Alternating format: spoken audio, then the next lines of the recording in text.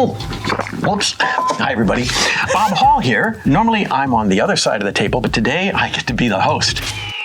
It's easy to make a car, just ask Suzuki. But marketing it, that's another story altogether. So I brought in John Morel, who I actually hired from university to work at Mazda many years ago, and he's still in the car business, which is a good sign. And he's gonna help us break down where companies do the right thing when they market their car and where they kind of screw up and fall down and die. So why don't we see the first car right now? What do you think, John? Can't wait, let's do it. Huh?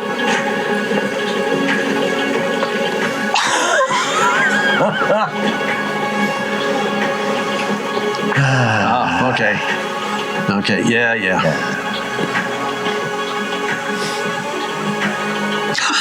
Oh, sorry. Oh.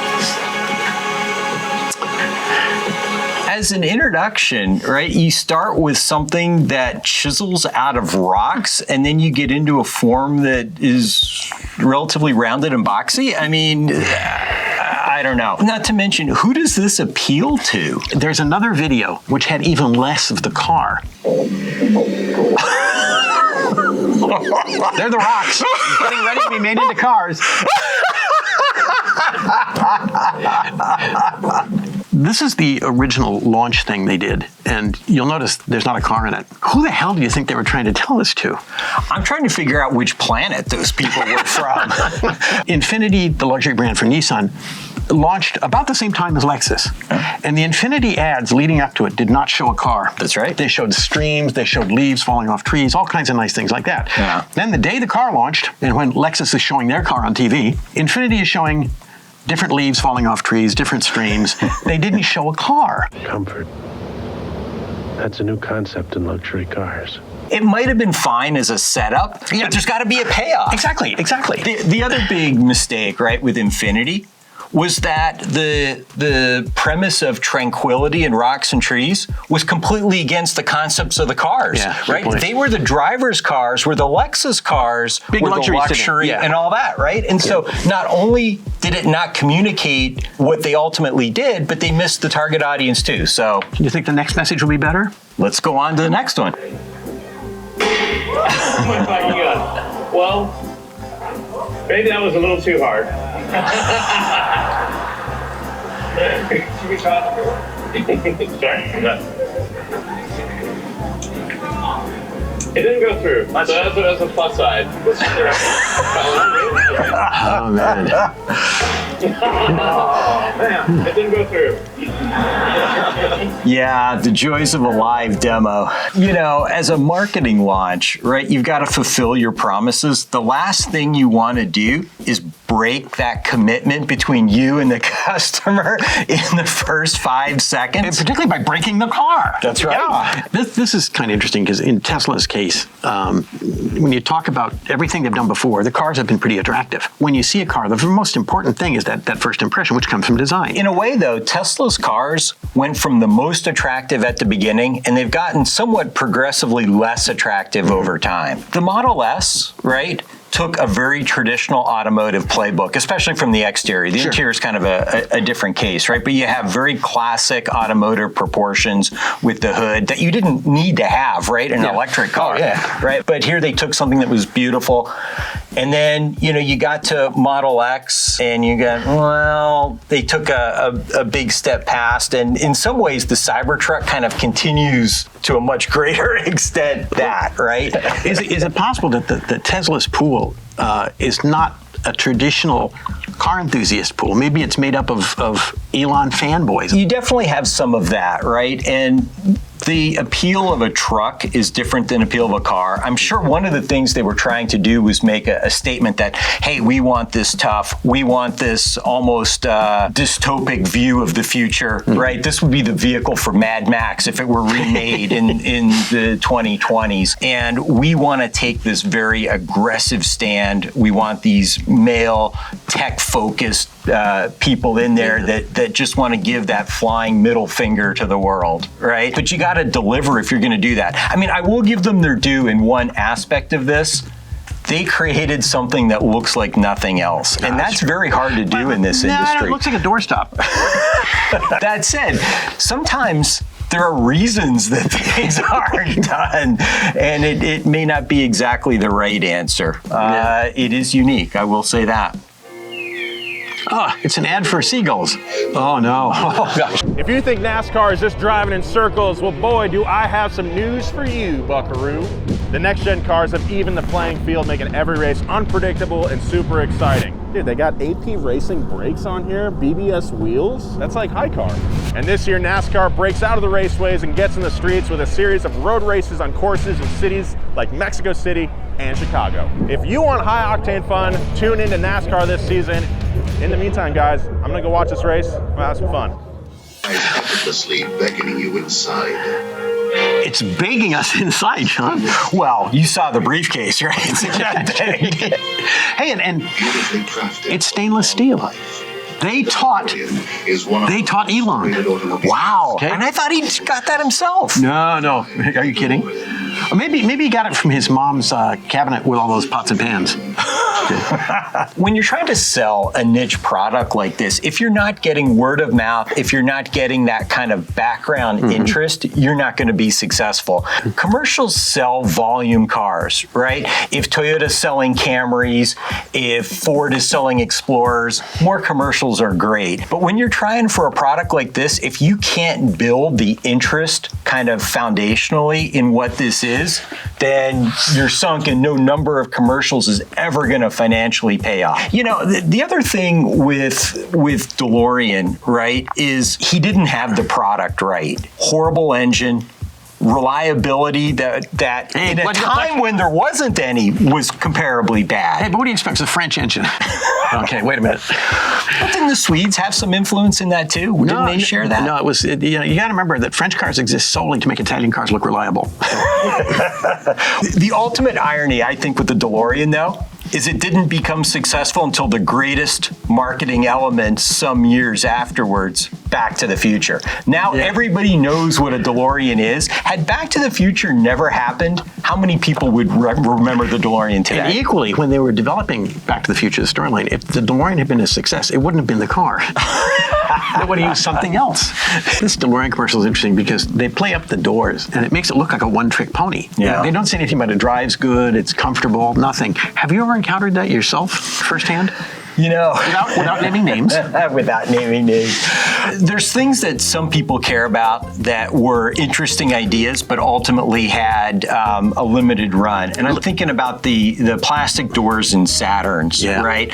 There was a basic customer benefit there. No door dings. No door dings. Yeah. What about those variable displacement engines, like the V8 6.4s and such? I mean, did anybody care about that? Yes and no. And there certainly are some of that to this day, right? Where they shut down cylinders and make that work. In my opinion, there are two kinds of failures in the world, right? There are conceptual failures and there are executional failures. Don't forget me. Well, okay. That goes without saying. All right, then two.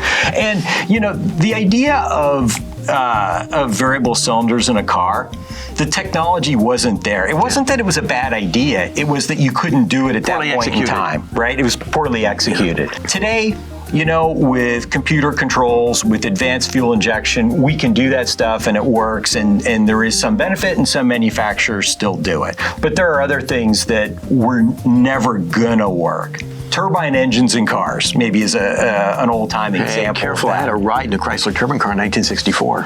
You know, and I was only 38 years old.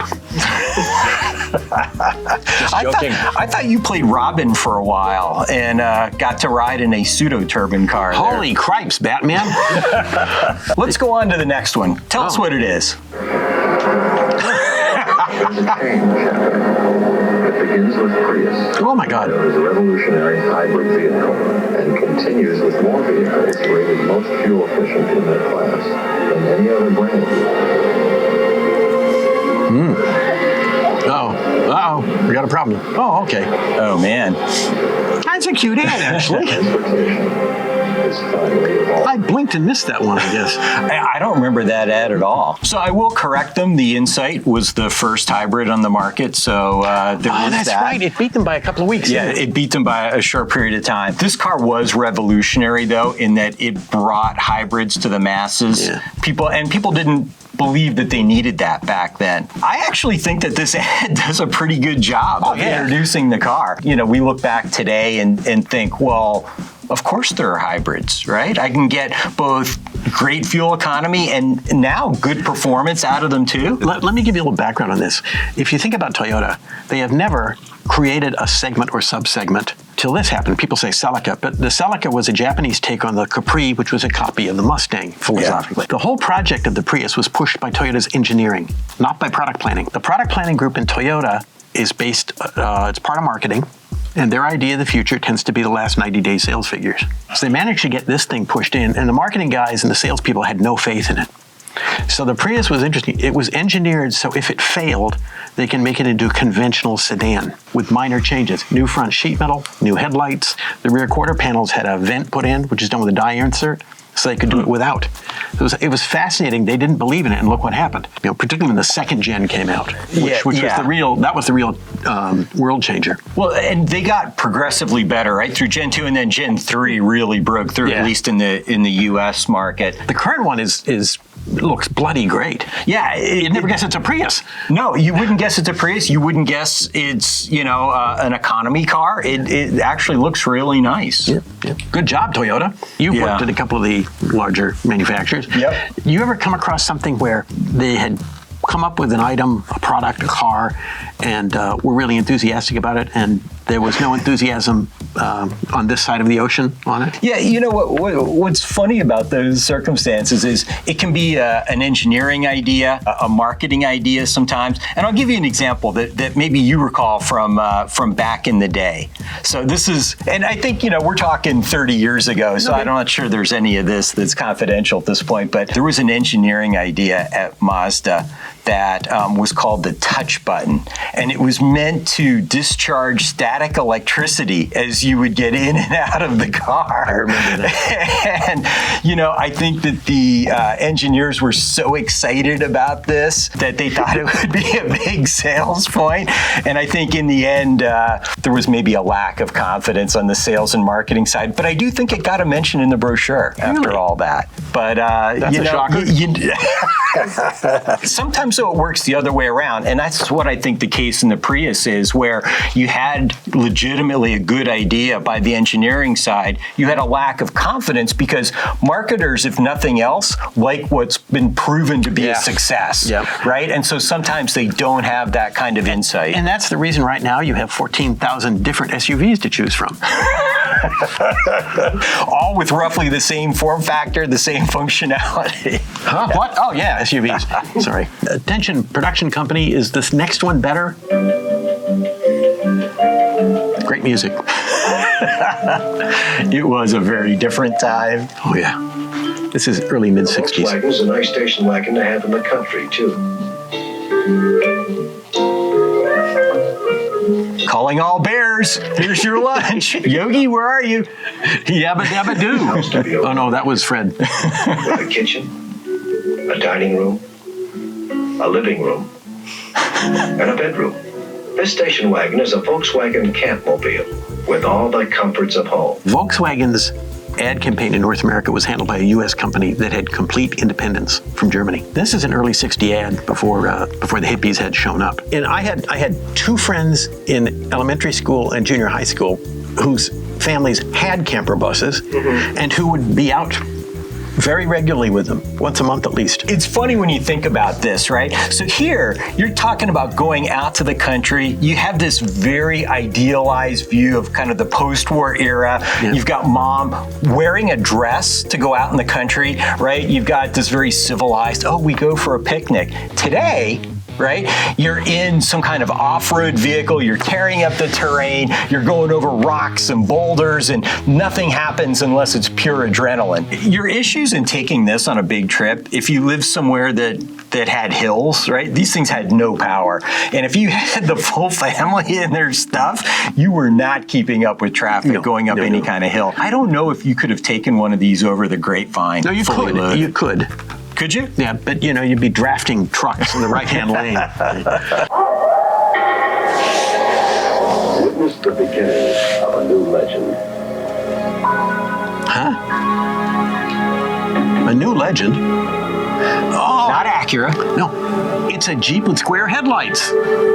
Because nothing says Wow. we're in the modern age more than a square headlight. Absolutely, which is why Jeep got rid of them, I guess. The fact that square headlights in something was actually thought to be revolutionary, it was a big leap forward. You know, the average family didn't really think about owning a Jeep until Cherokee. This isn't that much later than, was it Mork and Mindy? They drove around Colorado in their CJ. That's and right. I think Mork was upside down on the seat or something, right? But it was an odd choice back then. It was something that, you know, the adventurous that really wanted to make a statement did. Excuse me, Mork and Mindy was an ancient television series, okay, just to let you guys know. You know, they say in the ad, only in a Jeep, okay? Is Jeep one of the few outfits that could get by with a commercial where you just see the car parked? Pretty much, because especially at this point in time, off-roading wasn't a thing. This was a vehicle that communicated its intention very clearly, and people understood that. The one thing that Jeep had done was, you know, they built that equity from World War II and from Korea, and MASH helped them probably with that, right? Showing what those vehicles were like. And people instantly understood the concept of something that, you know, no one else really did at the time. Yeah, good point. I mean, I guess you didn't need to see one hopping around, jumping hills, and you wouldn't want to see one just cruising down a road. So in some respects, this might be the ideal way to introduce. It was a lot easier to produce, too. So Cheaper. they had that going.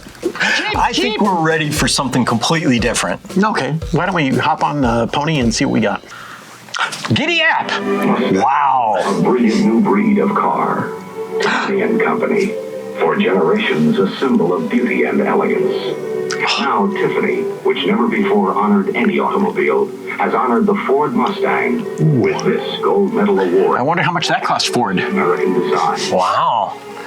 Mustang. Tiffany is such an odd choice. Unexpectedly practical. It's 19. Remember, we're talking 64, right? Yeah, More luxurious. or April 14th, 1964, I believe, or April 12th. An unexpected car. Unexpected car. You know what's interesting to me about that first gen Mustang? What's that? The instrument cluster came straight from a Falcon, just like most of what was underneath the car. So it was a brilliant piece of product conception as far as I'm concerned. This is probably the most successful piece of parts box engineering that's taken place ever in the automotive industry. You took all those cheap foundational pieces from a compact that had to be practically free to produce. You put just the right lipstick on it so that it looks great. And this is one of those designs that really has aged well. This looks super today. Even if it isn't an SUV. Even if it isn't an SUV, although we do now have a Mustang SUV. Yeah. So the success of this car was phenomenal in its day. People jumped over each other to be able to buy them. But the interest in Tiffany, right, speaks to what they were trying to do, I think. They were trying to take that compact car, right, that sold at bargain basement prices and really make it special. Yeah. Appeal to people that wanted something more. Out of the ordinary. Yeah, out of the ordinary. You can't really say luxurious, no. Right? But something special, something extra. Every kind of basic point of this, they did well. The proportions are great. The details are right on point with that period of time. Just the right kind of space age details to it. The right kind of appeal. You had a new generation of people coming that wanted something different, and this just struck all the right chords. I got to say, I love the old pony cars. There's very few of them I could say I dislike even, but I tend to really like most of them.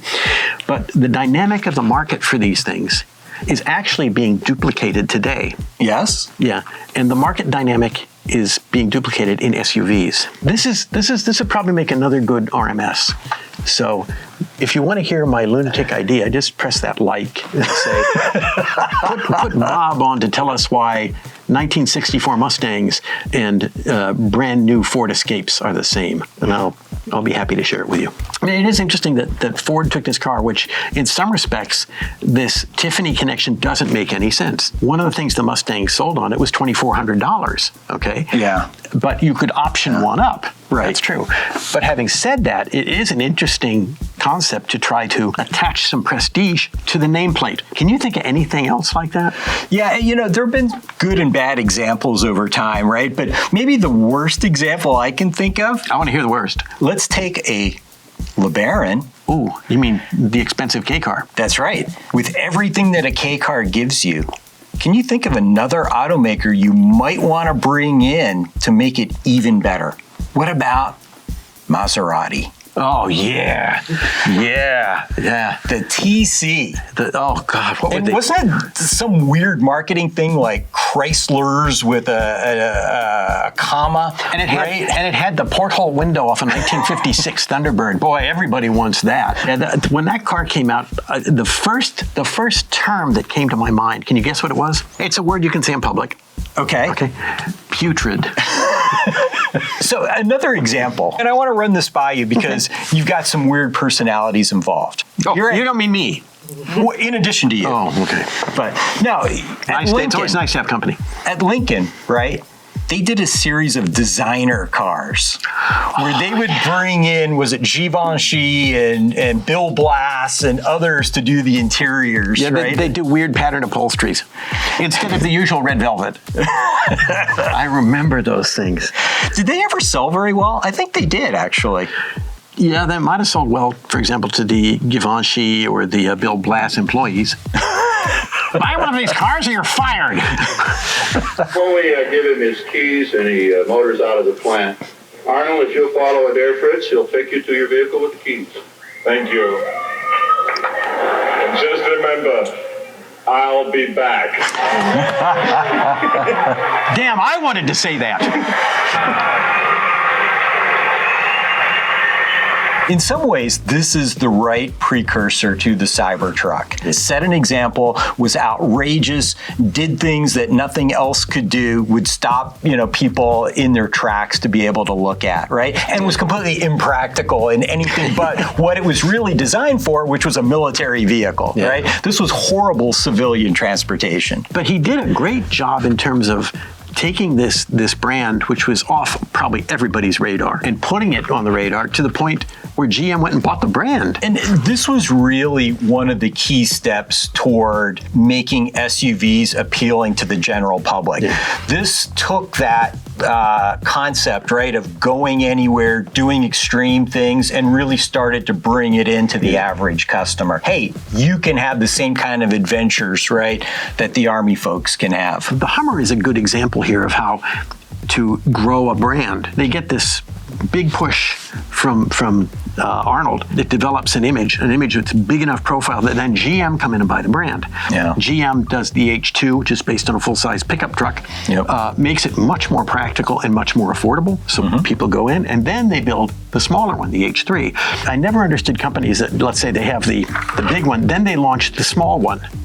You should do something in between so you build on the brand instead of start pulling it from the bottom with something cheap and small. Yeah. And they did it right, but then they ended up dumping the brand and then bringing it back as a sub-brand of GMC now. And, there were probably some product holes in there too, right? Like they needed a Wrangler competitor that would have really, taken the brand to the next level in terms of image, but also something that you can put in people's garages, right? I mean, this literally wouldn't fit. Yes. The H1 wouldn't fit in a lot of people's garages, not to mention their lives, but it was great as a statement of, this is the life you can lead. But see, this is, again, one of those examples where GM was spot on. So when they get it right, they get it really right. I hate to put it that way. But when they screw up, it's magnificent to watch. Excuse me.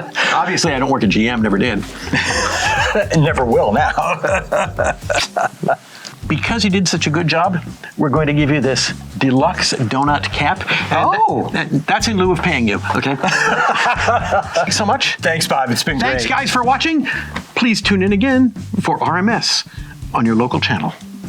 Or Thanks, not. everyone.